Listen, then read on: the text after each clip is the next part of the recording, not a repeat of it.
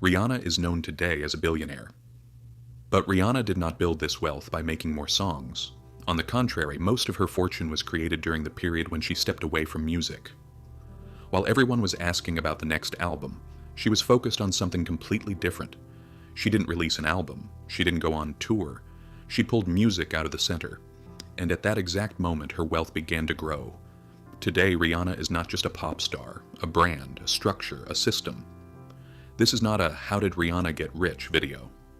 This video explores questions like, how does a person consciously step back from the area where they are strongest and avoid tying their identity to a single talent? How did Rihanna use visibility as leverage, choosing long-term value over short-term fame? Rihanna became a global star at a very young age. Hit songs, world tours, awards. This period was a classic success story. High pace. Constant production. Maximum visibility. Rihanna's difference was growing through a survival instinct. Limited resources, early responsibilities, and an unstable environment shaped a different mindset. Rihanna realized something early on. Talent gets you in, but it doesn't keep you there. This period was about earning money and increasing visibility and popularity. But it was not the period of building wealth. Rihanna recognized this. It became the foundation of the decisions she would later make. Being popular and making money is not enough. Control has to be in my hands. At this point, many artists chase more albums, more tours, more endorsements. Rihanna did the opposite. She slowed down.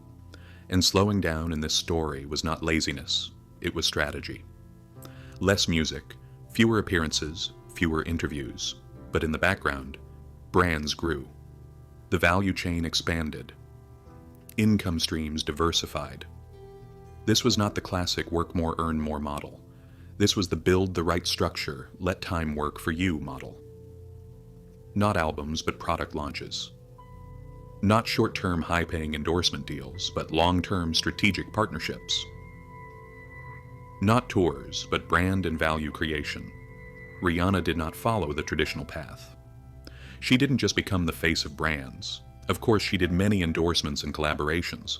Over the years, she worked with major brands such as Armani, Puma, Dior, and Louis Vuitton. In many of them, she was not only the face, but also took on a designer role. But later, using the experience she gained and the mindset that set her apart, she chose to build her own brands rather than remain the face of others. Fenty Beauty was not a licensing deal. It was an ownership-based structure. Rihanna was not just the face of it, she was part of it. At first, Fenty Beauty looked like a typical celebrity brand. It was interpreted as using popularity to sell products with a famous name. But what Rihanna did was not just launching products. She saw a gap. The beauty industry had been large, expensive, and glossy for years. But it was missing something simple. It wasn't for everyone. Rihanna entered the industry with a single question. Who are these products actually made for? And the answer bothered her. Fenty Beauty's difference was not creating trends. It was filling what was missing. Wide shade ranges, different skin types, different body perceptions. These were not marketing slogans. They were placed at the center of the product. And there is a critical detail here. Rihanna was not just the face of this project. She was involved in the product process. She stood behind the concept. She influenced which decisions were made. That's why Fenty Beauty was perceived not as Rihanna's brand, but as Rihanna's perspective. And this is where the game changed. The brand grew because it didn't shout louder, but because it told more people, I see you, I'm with you. Rihanna's steps were not those of a celebrity, but of a founder's mindset. Savage x Fenty also started as a lingerie brand. But once again, Rihanna's goal was not simply selling lingerie.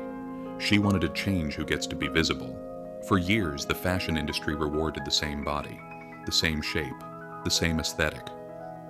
Everything outside of that was ignored or hidden. Savage x Fenty stepped in right there. The brand didn't create an ideal body.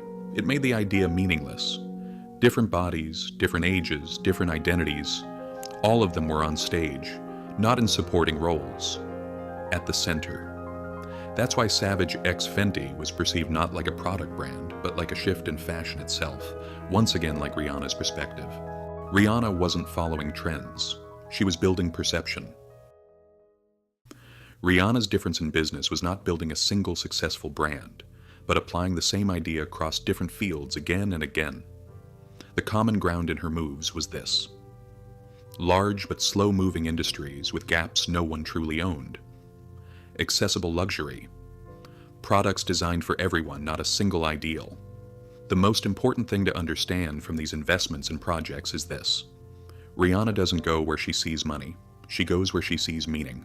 That's why her moves don't function as isolated projects, but as parts of the same system, different industries, similar approaches. The system Rihanna wanted to build was not risk-free. Highly competitive sectors like fashion and cosmetics, rapidly changing trends, long-established ideals of beauty. But control was high, and control balances risk in the long term.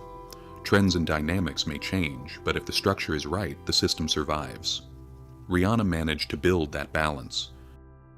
Rihanna's name didn't make headlines in every investment, but that doesn't mean she wasn't investing. Some people announce their investments loudly, others move quietly. Rihanna belonged to the second group. Indirect stakes in technology ventures. Production involvement in media and entertainment, commercial structures. She participated in without attaching her name. These were investments that stayed off the stage, but showed up on the balance sheet.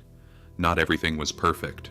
There were projects that failed, ventures that quietly shut down. But what matters is not seeing losses as failure. Learning from mistakes and losses is a mature investment mindset. Rihanna's life-changing move was actually very risky. She removed music from the center, and that is a very difficult decision, because people usually love you for one thing. But she chose to move forward not with what she was loved for, but with what she could control. This is something many artists cannot do, putting their strongest asset in the background. Instead of focusing on popularity and career momentum, she focused on building long-term, durable systems. Rihanna's story tells us this: fame is an opportunity, not a guarantee. Talent is a beginning, not continuity. The real issue lies in ownership and control, and perhaps most importantly, it's not how much you earn, but how much you control. Being able to step back from even your strongest asset when necessary. Not racing against time, but making time work for you. Rihanna's story is not the story of how a celebrity got rich. It's the story of someone who knew where to stand at the right time. She didn't quit music. She just refused to trap the power music gave her in a single area. She saw her own limitations, noticed the gaps others ignored, and placed not products but a new perspective into those gaps. Rihanna's difference is not earning more. It's thinking longer term. And perhaps the real lesson is this: sometimes what moves you forward is not doing more, but making better decisions. At Beyond the Balance, we don't talk about money. We talk about the decisions made with money.